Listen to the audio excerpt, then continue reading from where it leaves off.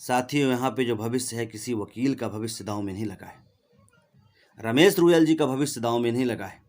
साथियों, यहाँ भविष्य लगा है हमारा और आपका दांव में। राजस्थान के किसी मेंबर का भविष्य दांव में नहीं लगा हुआ है।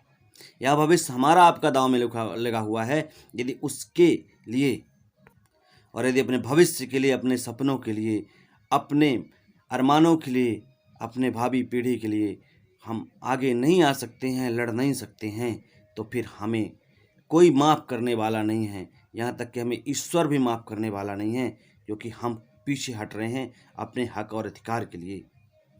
हम खुद को भी कभी माफ़ नहीं कर पाएंगे।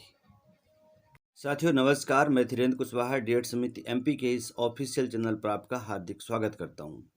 साथियों, कल Rajasthan team Mukesh royal sir के नेतृत्व में गूगल मीट हुई, जिस पर कुछ महत्वपूर्ण बिंदुओं पर चर्चा हुई और आज मैं उन चीज़ों को लेकर के आपके सामने उपस्थित हो रहा हूँ। साथियों, आपको खुद विचार करना है, चाहे हमारे वो होल्ड वाले साथी हों डीएलएड के, चाहे वो हमारे साथी जो पद वृद्धि के मिशन से सब जुड़े हुए थे वो साथी हों, या वो साथी जो इन सभी चीज़ों से कनेक्ट नहीं हो पा रहे थे, किन्हीं कारणों से घर पे थे, प्रत्यक्ष रूप से जुड़े हुए थे, उन सभी से हमारा आग्रह है कि आप इस पर विचार करिएगा, फिर जो कुछ करना होगा करिएगा। जैसा कि आप देख रहे हैं कि कई दिनों से अपनी फंडिंग चल रही है और उस फंडिंग को लेकर के हम अपने उस लक्ष्य तक नहीं पहुंचे हैं। इसके क्या दुष्परिणाम हो सकते हैं?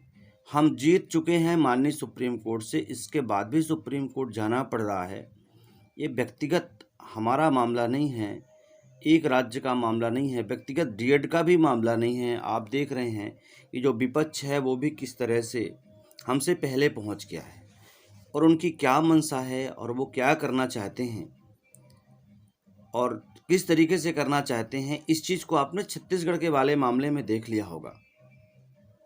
ऐसा कभी होता है कि डिविजनल बेंच से आए हुए मामले को लेकर इतना स्पष्ट जजमेंट आने के बाद भी किस तरह से फर्जी तरीके से चीज़ों को रख करके लोगों ने गुमराह करके और चीज़ों को अपने फेवर में कर लिया। तो यदि हम इस तरह से हाथ में हाथ रख कर बैठे रहेंगे तो हमारे साथ वही होने वाला है जैसा कि वहाँ पे हुआ था, और वो सब बच्चे परेशानी में, तनाव में चले गए, वही सबके साथ होने वाला है।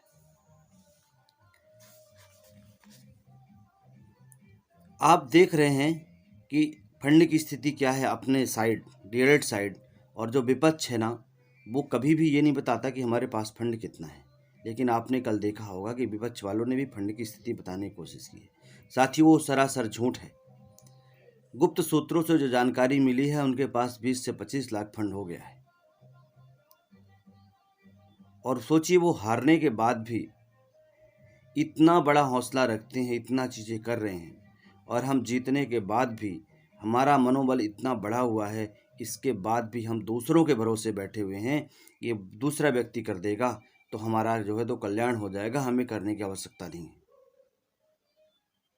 महज पैसों की बात नहीं है, ये बात हमारे अंदर के ईमान, स्वाभिमान की भी है।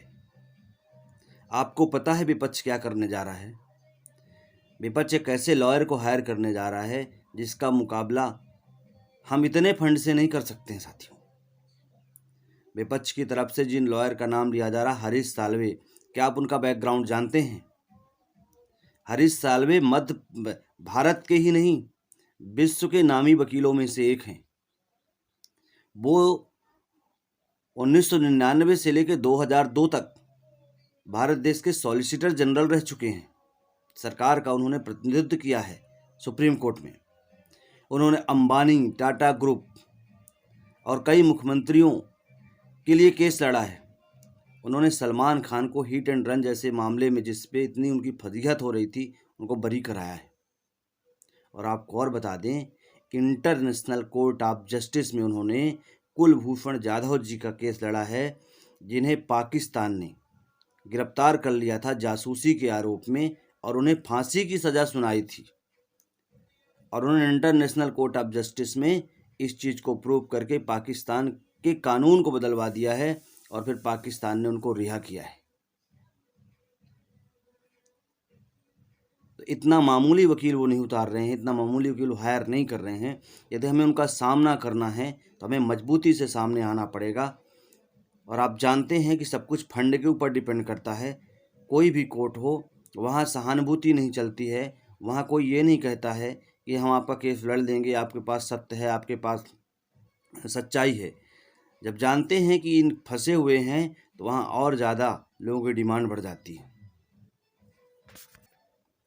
हरीश साल्वे एक ऐसे नामी वकील हैं जिनको पद्म भूषण जैसे अवार्ड मिल चुके हैं, और यदि हमें उनका सामना करना है तो हम 200-400 रुपये से नहीं कर सकते हैं।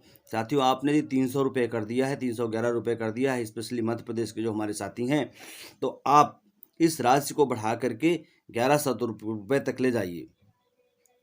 और जिन साथियों ने अभी नहीं किया उनको पर्सनली कहिए, क्योंकि अंतिम वक्त है। हमने आपको पहले भी क्लियर कर दिया है कि जबलपुर मामले में हम आपसे कोई भी फंडिंग नहीं करवाएंगे अभी 14-15 तारीख की हियरिंग की। यदि इसके बाद भी ऐसी दुर्भाग्यवश हमें आगे की डेट मिलती है, क्या कुछ होता है, उस स्थिति के लिए हो सकता है भविष्य में, लेकिन अभी हमें उसके लिए कोई फंडिंग नहीं करवानी है, खासकर इस महीने में।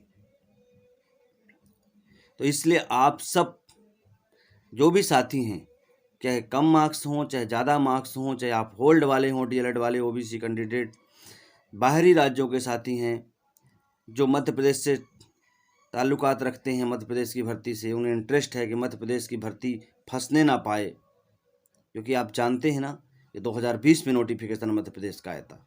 और यदि किसी एक बात पे हम फंस गए, कहीं पे फंस गए, तो मान के चलिए कि सब कुछ नष्ट हो जाएगा और सारी जीत की जीत धरी की धरी रह जाएगी एक तरफ, और हाथ मार के सब चले जाएंगे।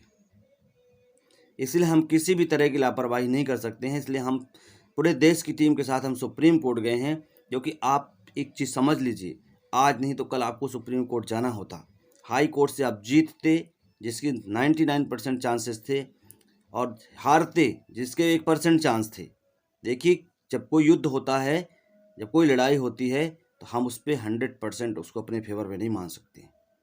जीतते या हारते दोनों ही कंडीशंस में आपको सुप्रीम कोर्ट जाना पड़ता, और अकेले जाना पड़ता मध्य प्रदेश के साथियों को, और अकेले कम से कम 15 से 20 लाख रुपए खर्च करने होते, तब तो आप देते ना। ये हम एक रास्ता जो सुप्रीम कोर्ट तक हमें तय करना था, वो हम पहले तय कर लेंगे, सारी चीज़ें अपने पक्ष की रखवा लेंगे, तो भविष्य में ऐसी फिर समस्या नहीं आएगी, और आएगी तो इतनी गंभीर नहीं आएगी।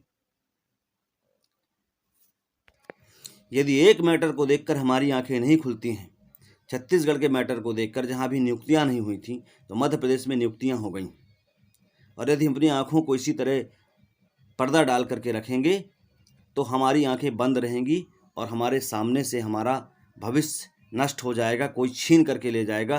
फिर इसकी जिम्मेदारी आप सबकी होगी, हमारी होगी, सभी कैंडिडेट्स की होगी। फिर इसमें समिति कोई जिम्मेदारी नहीं लेगी। आप सब जानते हैं कि बिना फंड के कुछ भी नहीं हो सकता है। डिस्ट्रिक्ट और मजिस्ट्रियल कोर्टों में लोग लड़ते लड़ते पैसे इतने बर्बाद हो जाते हैं, कहते हैं कोर्ट कचहरी का चक्कर ना लगाना पड़े, भगवान करे। और इतने बड़े सिविल मैटर में यदि हम सुप्रीम कोर्ट जाते हैं तो हमें, आपको क्या लगता है कि फ्री में सब कुछ हो जाएगा? यदि फ्री में सब कुछ हो जाना होता तो समिति को इतना परेशान ना होना पड़ता, हम सबको ये बार बार आके वीडियो ना बनाना पड़ता, ना हमें किसी के व्यूज चाहिए, ना हमें कुछ चाहिए, ना हम कोई यूट्यूबर हैं।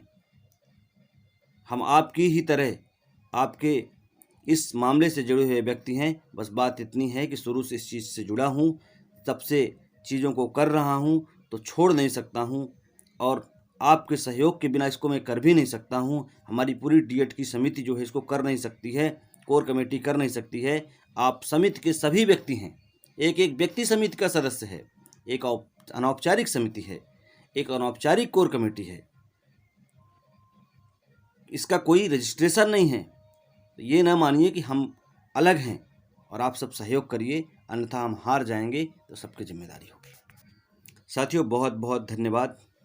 वीडियो को सभी साथियों तक शेयर करिए, सब तक जानकारी पहुंचाइए, सबसे अच्छे से संवाद करिए, ताकि सब लोग सहयोग कर सकें। 1000 रुपये तो कम से कम मिनिमम आप सब सहयोग करिए।